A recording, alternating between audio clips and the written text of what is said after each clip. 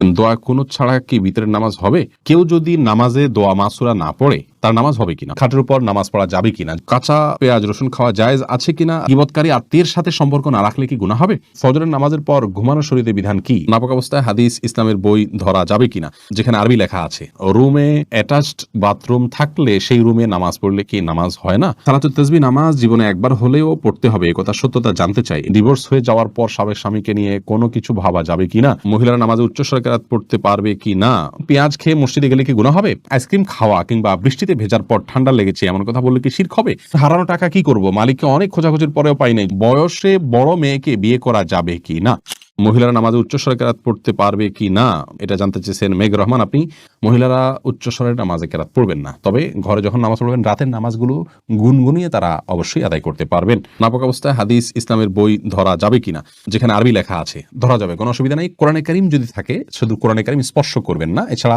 Islamic বই পুস্তক সেখানে হয়তো কোনো একটা পাতায় আধা লাইন এক লাইন হয়তো আরবি লেখা আছে বা হাদিসের মূল পাঠ আছে, সেটি আপনি নাপাক অবস্থায় বা মাসিক চলা অবস্থায় ধরতে পারেন, তাতে গুনাহ হবে না পিরিয়ড অবস্থায়।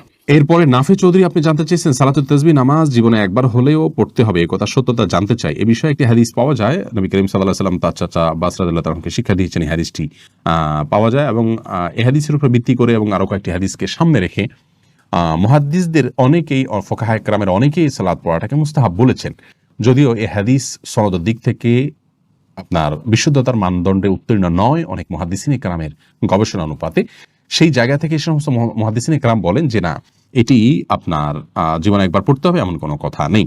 নীল কাব্য জানতেছেন ডিভোর্স হয়ে যাওয়ার পর সাবেক স্বামীকে নিয়ে কোনো কিছু ভাবা যাবে কিনা, না, সাবেক স্বামীকে নিয়ে আপনার স্বামী স্ত্রী সুলভ যে সমস্ত ভাবনা আছে সে সমস্ত ভাবনা যা করা যায় হবে না, যদি মনে কখনো শয়তান আনেও সেটিকে ভোলার চেষ্টা করতে হবে। এরপরে সুইটি আহমেদ জানতে চাইছেন গীবতকারী আত্মীয়ের সাথে সম্পর্ক না রাখলে কি গুনাহ হবে, গীবতকারী আত্মীয়ের সাথে সম্পর্ক যদি কেউ না রাখেন তাহলে সেক্ষেত্রে অবশ্যই গুনাহ হবে, কারণ গীবত করার কারণে কারোর সাথে সম্পর্ক ছিন্ন করা যাবে না, তিনি অপরাধ করছেন, অপরাধীর সাথে সম্পর্ক ছিন্ন করার নির্দেশ ইসলাম দেয়নি যদি তিনি রক্ত সম্পর্কে আত্মীয় হন।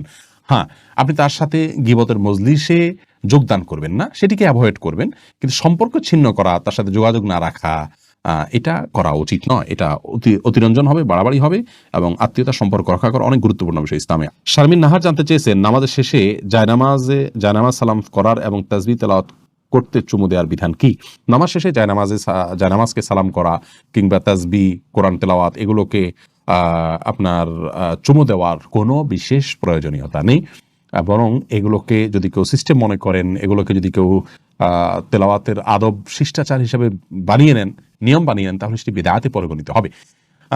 আমরা যে জানামাজ সিজদা করলাম এটার সাথে আমাদের চুমু খাওয়ার বা এটার প্রতি শ্রদ্ধা দেখানোর মতো কিছুই নেই, যে তাসবিহ আমরা ব্যবহার করলাম সেটা ব্যবহার করার সাথেও সেটাকে শ্রদ্ধা করারও বিশেষ কোনো কারণ নেই। হ্যাঁ, কোরআন কারীমে আল্লাহ তাআলার কালাম, সেই জায়গা থেকে আপনি ভালোবেসে কখনো চুম্বন করলেন ভিন্ন কথা, কিন্তু যদি আপনি তেলাওয়াত করলেই এটা করতে হবে এমনটি আবশ্যক বানিয়ে নেন তাহলে সেটি পরিত্যাজ্য হবে। এরপরে মাজারুল ইসলাম জানতে চেয়েছেন হারানো টাকা কি করব, মালিককে অনেক খোঁজাখুঁজির পরেও পাই নাই, যদি পরিমাণ অনেক অল্প হয় আপনি গরিব হলে আপনি নিজে খেয়ে ফেলতে পারেন অথবা অন্য কাউকে দান করে দিতে পারেন, আর যদি অনেক বেশি হয় তাহলে যথেষ্ট খোঁজাখুঁজি করার পর, যথাযথ উপায়ে খোঁজাখুঁজি করার পর, বিজ্ঞপ্তি দেওয়ার পর, আশেপাশে ঘোষণা দেওয়ার পর কোনোভাবে পাওয়া না গেলে, পাওয়ার আশা ছেড়ে দিলে আপনি এই টাকাটা কোনো গরিব দুঃখীকে দান করে দিতে পারেন। আপনি নিজে অভাবী হলে আপনি নিজেও এটা ভোগ করতে পারেন, তার পক্ষ থেকে সবটা তার পক্ষে যুক্ত হবে ইনশাআল্লাহ। বিপ্লব জিএম আপনি এডি থেকে জানতে চেয়েছেন আইসক্রিম খাওয়া কিংবা বৃষ্টিতে ভেজার পর ঠান্ডা লেগেছে এমন কথা বললে কি শিরক হবে, সরাসরি এটাতে শিরকে আকবর হবে না, কিন্তু এগুলো যদি এমনভাবে বলেন যে আইসক্রিম খাওয়াতেই হয়েছে, বৃষ্টি ভেজার কারণেই হয়েছে, খুব স্ট্রেস দিয়ে বা এমনভাবে বললেন যে বোঝা গেল যে এটাই মূল কারণ, একমাত্র কারণ আপনি নির্দিষ্ট করে দিচ্ছেন, ফিক্স করে দিচ্ছেন, এরকম বললে সেটা শিরকে আসগর হবে, ছোট শিরক হবে, যেটি অ্যাভয়েড করা উচিত বা বর্জন করা উচিত। বৃষ্টি ভিজলাম এর পরেই ঠান্ডা লেগেছে, আল্লাহ ভালো জানে, হয়তো এই কারণেই হয়েছে, এরকম বলা যেতে পারে। ইসমাইল দেওয়ান জানতে চেয়েছেন পেঁয়াজ খেয়ে মসজিদে গেলে কি গুনাহ হবে, পেঁয়াজ বলতে কাঁচা পেঁয়াজ যদি খান, কাঁচা পেঁয়াজ খেয়ে সেই অবস্থায় মসজিদে যাওয়া নিষেধ, হাদিসে স্পষ্ট নিষেধ আছে, তার কারণ হলো মসজিদে ফেরেশতা থাকে, অন্য মানুষরা আছেন, কাঁচা পেঁয়াজ খেলে মুখে দুর্গন্ধ হয়, সেই দুর্গন্ধ নিয়ে মসজিদে গেলে আশপাশের লোকদের কষ্ট হবে, ফেরেশতাদের কষ্ট হবে, সেজন্য হাদিসে নিষেধ আছে। অতএব কাঁচা পেঁয়াজকেও খাওয়ার পর ভালো করে মুখের দুর্গন্ধ দূর করে, সেটি অন্য কিছু খেয়ে হোক, ব্রাশ মেসওয়াক ইত্যাদি হোক, যেভাবে হোক, অন্য কোনো উপায়ে মুখের দুর্গন্ধ দূর করে তারপর তিনি মসজিদে যাবেন। মোহাম্মদ তানভীর জানতে চেয়েছেন বয়সে বড় মেয়েকে বিয়ে করা যাবে কি না, অবশ্যই করা যাবে। বয়সে আপনার চাইতে আপনি যাকে বিয়ে করবেন তার বয়স যদি বেশি হয়, বিয়ে করাতে কোনো অসুবিধা নেই। নবী করিম সাল্লাল্লাহু আলাইহি সাল্লাম নিজে বিবাহ করেছেন খাদিজা রাদিয়াল্লাহু তাআলা আনহাকে, তখন তার অনেক বেশি বয়স ছিল, নবী সাল্লাল্লাহু আলাইহি সাল্লামের চাইতেও বেশি বয়স ছিল, বিধায় নিজের চাইতে বেশি বয়সের কাউকে বিবাহ করাতে ইসলাম শরীয়তের দৃষ্টিকোণ থেকে কোনো প্রকার বাধা নেই। বিবাহ নিয়ে আমাদের অনেক কুসংস্কার, আমরা বিধবা বিয়ে করতে চাই না, আমরা তালাকপ্রাপ্তা বিবাহ করতে চাই না, এবং আপনার একবার বিয়ে হয়ে গেলে মনে করি জীবনের তরে বন্ধন হয়ে গেছে, কোনোভাবে ছুটলে দোষযুক্ত মনে করি। এইগুলো সবগুলো আমাদের সমাজের অপসংস্কৃতি, এগুলো অনেক অন্যায়ের দুয়ারকে উন্মোচন করে। বিবাহ বিষয়টাকে শরীয়ত অনেক ইজি করেছে। সাহাবায়ে কেরাম পুরুষ হয়তো একাধিক বিয়ে করছে, সেটাও যেমন তাদের কাছে স্বাভাবিক ছিল, নারীদেরও একাধিক জায়গা বিয়ে হচ্ছে, সেটা সম্পূর্ণ স্বাভাবিক মনে করা হচ্ছে। এখন 2-3 জায়গা বিয়ে হলে, তালাক হলে তাকে মানুষ মনে করে যে লোকটা খারাপ বা ভালো মানুষ নয়। এটি সম্পূর্ণ একটি ষড়যন্ত্র অংশ। ইবলিস আমাদের সমাজকে অস্থিতিশীল করবার জন্য এই কালচারগুলো প্রবেশ করিয়ে দিয়েছে সমাজে। এগুলো আমাদের যত বেশি আমরা বুঝতে সক্ষম হব, ততই ইনশাআল্লাহ কল্যাণের পথে অগ্রসর হতে পারবো। ফাতেমা ইসলাম জানতে চেয়েছেন, রুমে অ্যাটাচড বাথরুম থাকলে সেই রুমে নামাজ পড়লে কি নামাজ হয় না? এটা কতটুকু সঠিক? না, এটা ভুল কথা। অ্যাটাচ বাথরুম থাকলে সেখানে নামাজ হবে না এমন কোনো কথা কোরআন অথবা হাদিসের কোথাও বলা হয়নি। এটি যদি কেউ বলে থাকে তাহলে সেটি তার পক্ষ থেকে অতিরঞ্জন অথবা মন গড়া কথা ছাড়া আর কিছু নয়। এমডি ওমর ফারুক জানতে চেয়েছেন, ফজরের নামাজের পর ঘুমানো শরীয়তের বিধান কি? এটি জায়েজ আছে, তবে অনুত্তম কাজ। নবী করিম সাল্লাল্লাহু আলাইহি ওয়াসাল্লাম দোয়া করেছেন, আল্লাহুম্মা বারিক লি উম্মতি ফি বুকুরিহা, আল্লাহ আমার উম্মতের জন্য সকালের সময়টাতে আপনি বরকত দান করুন। অতএব সকালের সময়টাতে না ঘুমানো উচিত বা উত্তম। কেউ অসুস্থ থাকলে ভিন্ন কথা, বৃদ্ধ হলে ভিন্ন কথা।